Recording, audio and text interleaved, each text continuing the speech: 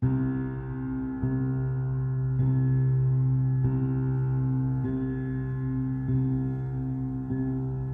the big 2024, we use the word peak quite often, something that is so good that you physically cannot ask for it to be any better. These days, the term gets thrown around without much meaning anymore, to be honest. Usually people just use it to be like, hey, I really like this one thing that I think is great. I've gone on record to say that the Destiny lore is peak, which I mean, no, it's probably not. But if you've got 10 hours to spare, you might see my point. But everybody is brought to have their own opinion, and they have the right to call something peak if they truly believe that it is such thing. My girlfriend basically had to ask me 5 times to watch Evangelion with her, and although I knew about the cultural impact this series had, I didn't really care that much about it until I watched it. What the fuck? There's not a whole lot I can add to the conversation around Evangelion, because I feel like a lot of people have already kind of said this is the greatest thing ever made. But Evangelion's story has so many layers and has so many moving parts that it feels like there's always something more to say. I can't just say Evangelion is good and you should watch it because everybody is going to say that about their favorite anime. I mean, I've been watching Mob Psycho 100 lately and I found that to be quite incredible as well, so the question is, why is Evangelion different?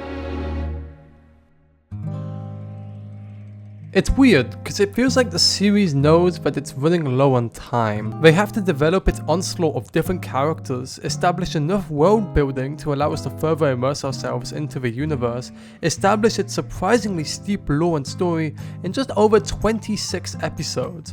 Not to mention that the budget was in the deepest depths of hell towards the end.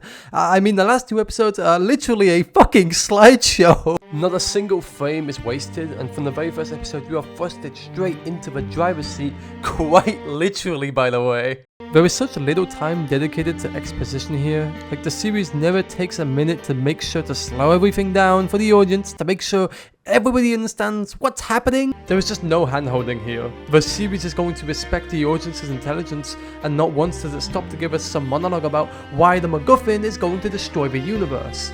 The characters are constantly talking about this event called the Second Impact, which happened about 20 years prior to the event of the series, and instead of showing us a generic flashback of what happened, the show gives us small pieces of visual storytelling and hints and dialogue that allow the audience to piece together themselves in their head the tragedy of that event. And it is such a fantastic use of time and resources and lets the audience figure things out for themselves, and I fucking appreciate that so much. There are episodes where Evangelion takes a break on the story side of things to deliver a more character-driven episode. These aren't filler episodes, they're essential to the story indirectly, because Evangelion knows that it needs its characters to thrive above the story itself in order for the ending to be nearly as impactful as it is. It takes the time to fully display every person's motives, personalities, traits, trauma, and it succeeds in delivering one of the strongest character casts in any medium of storytelling.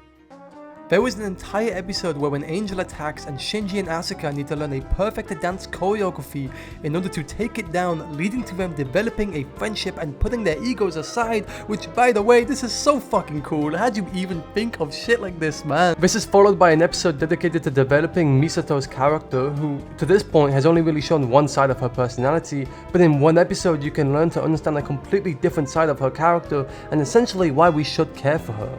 The world building and character development and pacing of this series is just fantastic, and it uses its time so well. They've tried to adapt the original 24 episodes into movie format to make it more accessible, but to be honest, it just isn't worth watching it for a newcomer, because it just makes you realize how much of the anime relies on the audience's strong relationships with its characters. The colors, the animation, the set pieces are all just so fucking fantastic, and so much care is just put into every frame, allowing this anime from 1995 to age beautifully. And I think what I appreciate the most is that the story is just completely unafraid to get freaky with it. So many ideas get explored for its 26 episodes, and the anime is never afraid of scaring away its viewers with the many absurd layers to its story. The first half of the anime is pretty tame on the weird stuff, mainly devoting its time to developing its characters and establishing its world, allowing us to understand what's actually happening, before episode 17 just says, yeah, okay, enough with the baby shit. The final 10 episodes of the anime are so fun because it really feels like it flips the entire story on its head, subverting the expectations of the audience in the best sense possible.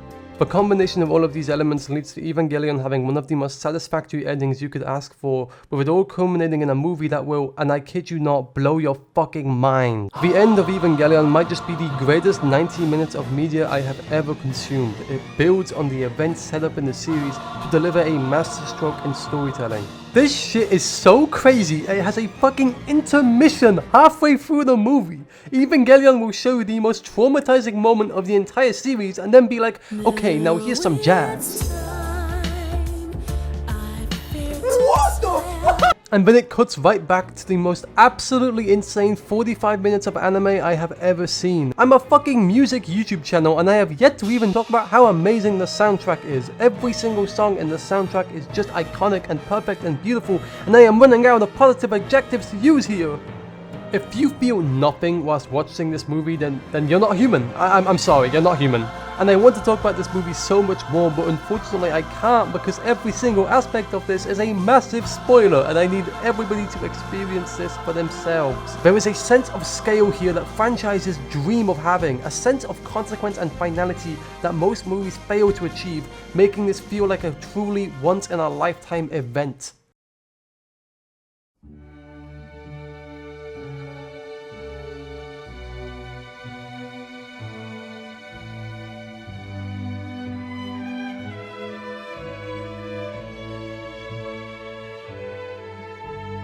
Evangelion left me absolutely speechless, and it's the first time a form of media has left me feeling that way in years.